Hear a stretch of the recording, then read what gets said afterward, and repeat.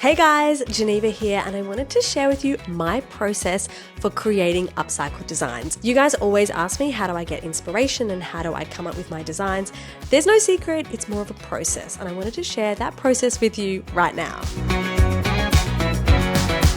Before I get started, in case you want to learn more about DIYing and upcycling, you need to check out Geneva's DIY School. There's a whole bunch of courses there, including a really amazing furniture upcycling course that'll teach you so much about becoming an upcycling pro. Now, let's get down to it. Picture this, you have found your project, you found a piece secondhand, and you love it, but you can't decide what to do with it. Honestly, this is the design stage and it's where the magic happens.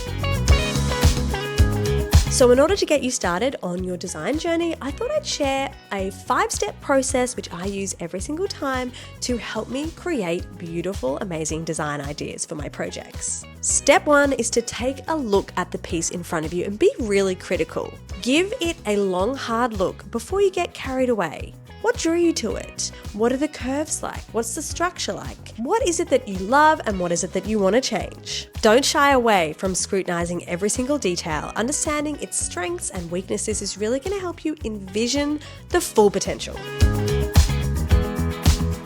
Next up, step 2, it's time to get that inspiration flowing. It's time to create a mood board. People, you know I love a mood board. Think of it as a visual vibe, all about how you're going to blend colors, textures, and work out what you're going to do with this piece. I actually like to have a mood board happening all the time where I basically save off any idea that I like, sort of like something I can come back to now and again. And then I like to have another mood board for each specific project where I basically save details and ideas that I love and that I might want to incorporate into that project. Step 3, once you've built your mood board, it's time to put pencil to paper and design that piece. With your inspo board there to inspire you, work out how you're going to bring those features and those elements into your piece. Start planning the updates. Do you need to add or remove elements?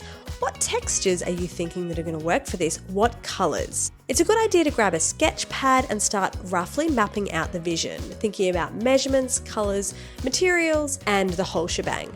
Honestly, you don't have to be an amazing artist to just start sketching. Okay, step 4 is to actually map out your plan of attack. You've done a brain dump of things you want to do and what you're thinking, so review that sketch. Think of it like a blueprint and break down the project step by step from prep to the final stages. Make sure to note every tool and material you'll need to gather. With your supplies locked and loaded, you'll be ready to roll.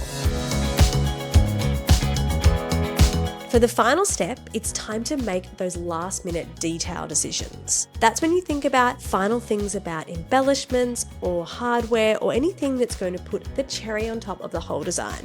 Sometimes it's the last details and finishes that make all the difference with a piece, and what you really want when you're making things and it's elegant and refined and really well executed.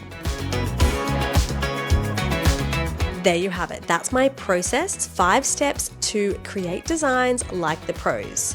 So who's ready to get started with DIYing and upcycling? If you are, make sure you check out my course, and there is so much inspiration, so much guidance about becoming an upcycling pro.